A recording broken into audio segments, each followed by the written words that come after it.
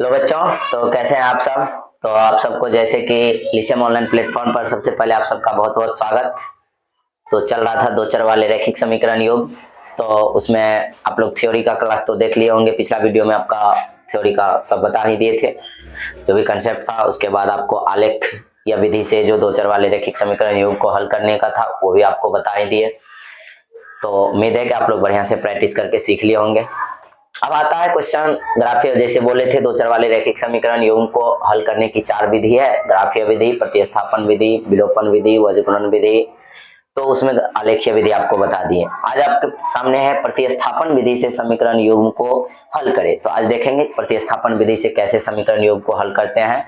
ठीक है, और इसको ध्यान से सीख लीजिएगा। बोर्ड एग्जाम में जो है आपको खास करके पूछ लेता है प्रतिस्थापन विधि से। थोड़ा सा इसमें होता क्या है कि समीकरण एक का मान उसमें दूसरे में रखने पर, दूसरे का फिर तीसरे में, दो बार मान रखना पड़ जाता है समय एक दूसरे में, तब जाके क्या होता है, तो हल होता है। तो इसलिए थोड़ा सा ये लॉन्ग भी चले जाता है, लेकिन है आसान। ये सबको लगभग बनाने तो सबको आ जाता है, बस थोड़ा बहुत कैलकुलेशन सब रहता है। तो ध्यान से देखिए, आज इसको कंसेप्ट के साथ क्या करेंगे, बढ़िया से सीखना है को कंसेप्ट की तरह। इसको कंसेप्ट को ग्रहण कीजिए कि आखिर क्या कर रहा है। एक एग्जांपल हम आपको लिया है, दूसरा क्वेश्चन आपको दे देंगे, फिर आप क्या कीजिए, उसको प्रैक्टिस कीजिएगा। तो चलिए देखते हैं क्या कैसे बनाते हैं इसको। तो सबसे पहले प्रतिस्थापन विधि में करते क्या है, तो जो समीकरण युग्म दिया हुआ उसको पहले लिख लीजिए। तो दिया हुआ है 3x माइनस 5y इक्वल 20, और कितना है x प्लस 2y इक्वल कितना 3।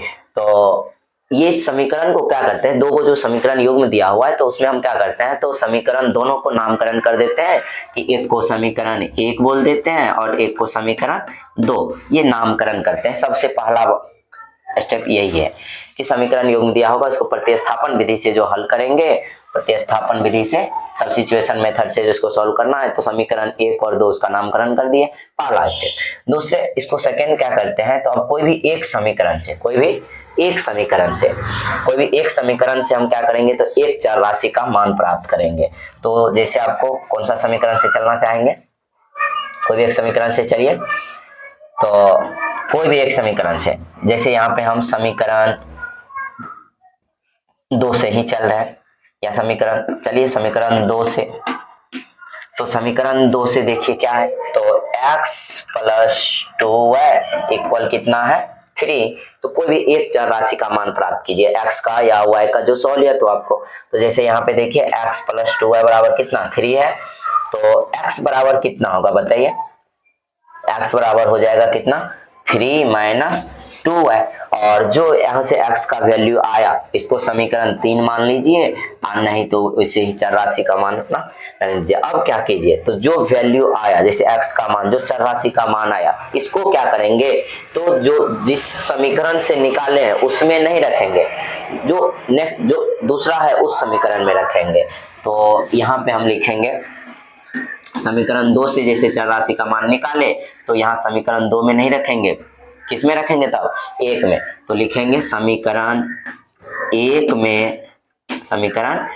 में x का मान रखने पर, तो समीकरण एक में क्या करेंगे, दो का मान, या थी समीकरण एक में किसका, x का मान रखेंगे, जिससे निकाले। समीकरण दो में नहीं रखेंगे क्योंकि समीकरण दो से ही x का मान क्या किया है, निकाले। तो समीकरण एक क्या है, तो 3x माइनस 5y इक्वल 20। तो अब इसमें देखिए, तो x का मान रखना है, तो x के जगह 3 इंटू x के जगह कितना निकाले हैं 3 माइनस 2y, यहाँ रखेंगे 3 माइनस 2y, माइनस कितना है 5y इक्वल 20। अब बताइए, इनसे इसको मल्टीप्लाई कीजिए, 3 3 जा 9, माइनस हो जाएगा 3 2 जा 6y माइनस कितना 5y इक्वल 20। अब बताइए 6 और 5 है कौन चीज में, माइनस में, दोनों माइनस में है तो क्या हो जाएगा, साइन तो माइनस का ही रहेगा, और क्या हो जाएगा, जुट जाएगा। तो 6 5 कितना हुआ 11 हुआ है, 9 है इसमें कौन चीज में, प्लस में, उस साइड जाएगा माइनस में। तो 20 माइनस 9 कितना हो जाएगा, तो माइनस में 11 हुआ है बराबर 11। अब ये 11 को भेज दीजिए उस साइड, तो y बराबर हो जाएगा 11 बट्टे माइनस 11, कितना हो जाएगा, y बराबर हो जाएगा माइनस में 1, y बराबर कितना, माइनस में 1। अब क्या कीजिए, जो y का वैल्यू आया उसको आप समीकरण किस में रख दीजिए, 3 में रख दीजिए। यहाँ रख देंगे कि समीकरण 3 में किसका, y का, समीकरण y का वैल्यू किसी भी कहीं भी रख दीजिए, कोई समीकरण 1 में हो या 2 में हो या 3 में, कहीं भी रख दीजिए, आ जाएगा x का मान। तो समीकरण 3 में y का मान रखने पर, बताइए समीकरण 3 क्या है, समीकरण 3 है x इक्वल कितना, 3 माइनस 2y। तो यहाँ लिखेंगे x इक्वल कितना है, 3 माइनस 2y। बताइए 3 माइनस 2 इंटू वाई की जगह कितना रखेंगे, y की जगह -1 रखेंगे, तो -1। अब बताइए 3 माइनस माइनस माइनस क्या हो जाएगा, प्लस 2, तो हो गया कितना, 5। तो x का वैल्यू कितना आ गया, 5, और y का वैल्यू कितना आ गया, y का वैल्यू -1। अब यदि यहाँ से आपको, ये तो हो गया कौन सा विधि से, प्रतिस्थापन विधि से। फिर से सुन लीजिए क्या करना है। सबसे पहले समीकरण योग में जो दिया हुआ रहेगा उसको नामकरण कर देंगे समीकरण 1 और 2, मान लिए। अब किसी एक समीकरण से, 2 से हो या 1 से हो, किसी एक समीकरण से एक चर राशि का मान प्राप्त करेंगे। जैसे कि यहाँ समीकरण 2 से हम क्या किए, तो देखिए समीकरण 2 x + 2y बराबर 3 था, तो एक चर राशि का मान हम क्या किए, प्राप्त कर लिए x बराबर, और जिसको हम क्या नाम दे दिए, समीकरण 3। अब समीकरण 3 का मान क्या करेंगे, तो जिस समीकरण से निकाले उसमें नहीं रखेंगे, जो दूसरा समीकरण है उसमें क्या रखेंगे। तो समीकरण 2 से हम ये निकाले थे समीकरण 3, तो समीकरण 3 का वैल्यू किस में रख दिए, समीकरण 1 में, या x का मान रखने पर, या समीकरण 3 का, तो x का मान हम इसमें रख दिए। तो जैसे x की जगह कितना, तो 3 माइनस 2 है, तो 3 इंटू 3 माइनस 2 है। फिर इसको सॉल्व करने पे कितना हो गया, तो सॉल्व करने पे आ जाएगा दूसरी चर राशि का मान y। अब इस y के वैल्यू को आप कहीं भी रख दीजिएगा तो आ जाएगा, समीकरण 1 में भी रख सकते हैं, 2 में भी रख सकते हैं, 3 में भी। 3 में इसलिए रख देते हैं क्योंकि यहाँ पे दूसरा चर राशि का मान डायरेक्ट आ जाएगा। तो x बराबर 3 माइनस 2 है, तो मैं रख दिया समीकरण 3 में, इस वैल्यू को रखने पे क्या आया, तो x का मान 5 आया। ठीक है, तो इस प्रकार से अब दिमाग में ये आएगा कि अब ये मान जो ज्ञात की ये सही है या गलत है। तो सही या गलत चेक करने के लिए इसको है, तो ये चेक करने के लिए आप देखिए ऐसे कर लीजिए, जो x और y का वैल्यू आया किसी भी एक समीकरण में रख के देख लीजिए, जब LHS बराबर RHS हो जाएगा तो समझ जाइएगा कि जब बराबर हो गया तो सही है, यदि बराबर नहीं हुआ तो फिर कहीं कहीं मिस्टेक किया है आप। तो चलिए इसको हम जांच कर लेते हैं।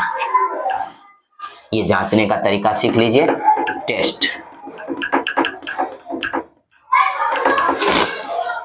तो कोई भी एक समीकरण ले लीजिए, जैसे समीकरण कोई भी एक ले लीजिए, जैसे यही ले लेते हैं हम।